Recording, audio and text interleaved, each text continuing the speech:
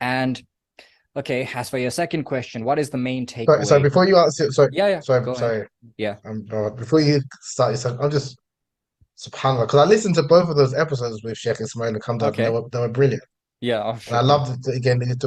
I appreciate again because I wasn't that familiar with his work, but I liked speaking about his evolution from Hmm. Hanafi and Salafi, then kind Yeah. of more.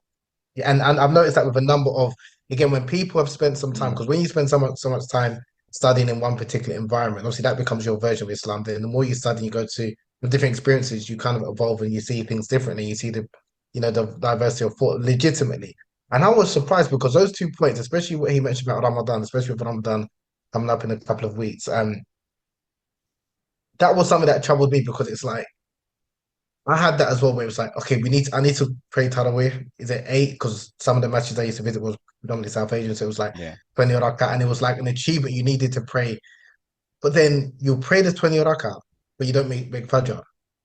And for a lot of Muslims, and this is where again it's problematic, like understanding the deen, where people will prioritize praying Tahajjud, but they won't prioritize the 5 daily prayers. Mm. Or they'll prioritize praying Jum'ah by itself, and then the rest of the week they don't pray. And that's a problem. And then I realized again, a lot of people, it's their misunderstandings of Islam. So they naturally, again, so like what, some of the people, the pushback he was having, that people were saying you're going to cause confusion. Yes, because people have a misunderstanding.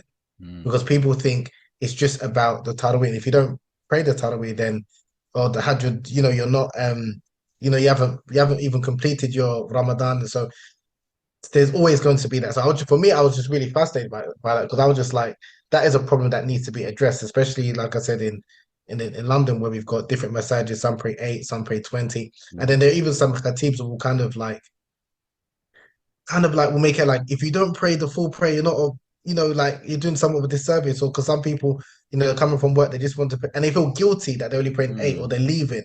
And some people are looking at you, and it's just like, Yeah, no, you might have other things to do. It's okay, I'm praying. exactly. And the thing is, and if anything, especially if, and I would say for most of us, we struggle to pray 5 times a day on time, Hmm. let alone 5 times a day. Ramadan should, if anything, be you would want to at least make sure you're doing that as a bare minimum. Get Yeah. into the habit of that. Not to say that, because that's more important. You want to build a habit of that. Then if you can do the Taraweeh, because what happens is that you do even if you pray all of the prayers on time, it's so it's so much after maybe third week or fourth week, you get used to it. But then it's like even on a holiday after Eid comes, like and then you don't even make the phrase anymore. Yeah. And that's just for me. That's a problem. And again, it's because we've made what is not even obligatory. We've made that obligation upon ourselves. Hmm. And if that hardship, it's impossible to sustain. You can do it over a period of time, maybe a month, 2, 3 months. You can't do it. Likewise, sorry, because I really enjoyed that episode, and because even I remember when I was in Egypt, and I remember I was because obviously there was a couple of years I didn't pray, or maybe more than a few years.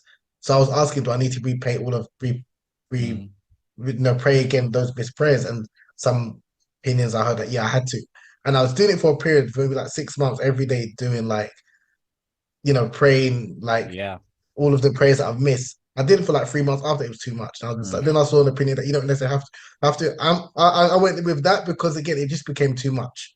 And Yep. the religion shouldn't be like extreme hardship. And I just think that again, Hmm. like I said, people will suffer from like a spiritual burnout. So I'm surprised at those 2 episodes because I thought they were phenomenal. And like I said, even one with the hat, because again, in some masjids I visit, they do have like a waist bin Yeah, I've of seen that. the different hats, Yep. and then it's like if you don't wear it, people will be looking at you like as if maybe like a woman going to pray without hijab. Like Yeah. they look like you have to.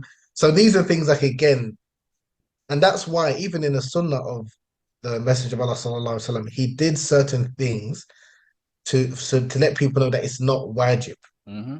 intentionally, and that's what people get. But then I realized that a lot of people's haven't studied the deen. That's where I'm not, and again, like you mentioned, it will take time for people to kind of realize that. And so I'm not as so I realized, there's a lot of people that they're coming from different levels of understanding. They've really got one level of understanding, and you doing something that, even though it might be perfectly acceptable, like you're saying, praying with your hands behind your side, because they've never seen that, they look at that as like someone.